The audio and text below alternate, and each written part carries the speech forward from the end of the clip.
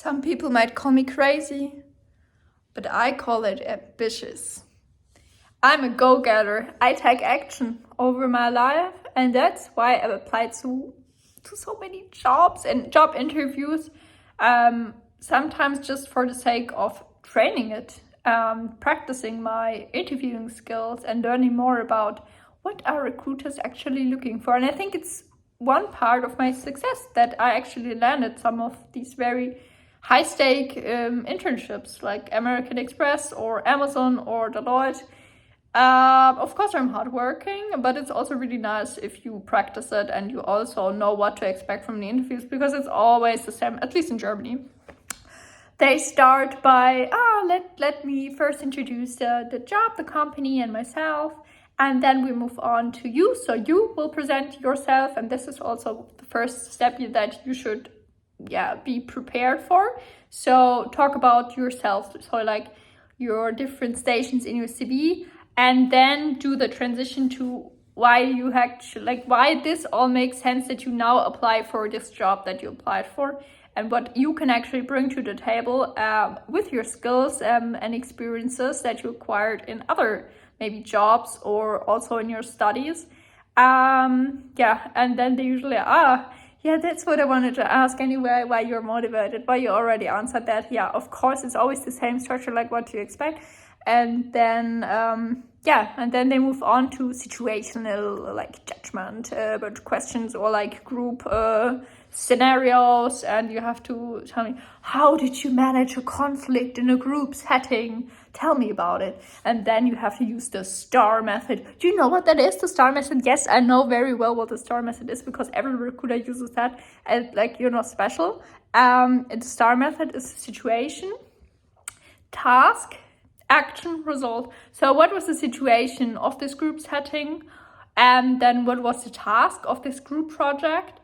And maybe what was also like the difficulty in that. So if you had a conflict there, or some people didn't participate, or there were some arguments, what action did you take to resolve that? And did you take leadership initiative?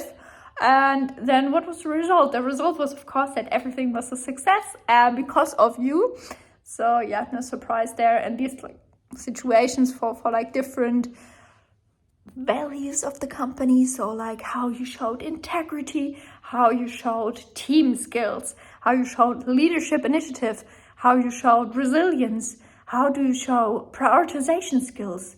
So when you have multiple projects in your job setting, how do you resolve that? And these kind of questions. And it's also always the same types of questions. And I would advise you to Google the values of the company, because they're so unique. It's always integrity, like teamwork and leadership, action, something like that. And then you think about scenarios where you actually applied those skills, and this will make the recruiter happy, and in the end maybe make you happy as well if you get the job that you want.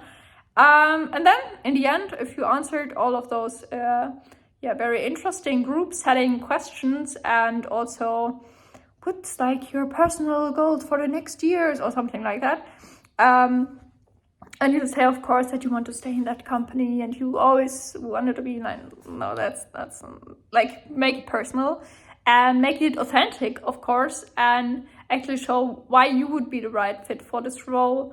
And then in the end, you have the opportunity to ask very relevant questions to the interviewer about the role, about maybe current challenges.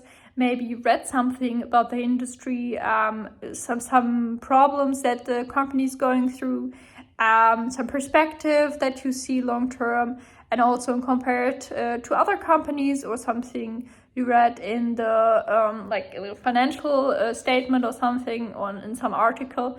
Talk about that, show that you actually have done your research, and that you see long term, you know about the company, you know where they're positioned, you want to know how you can grow your career in that company, and ask all of your questions, but make them specific to the job and to the company, and also what's going on in the market, maybe if it's like a very market dependent role.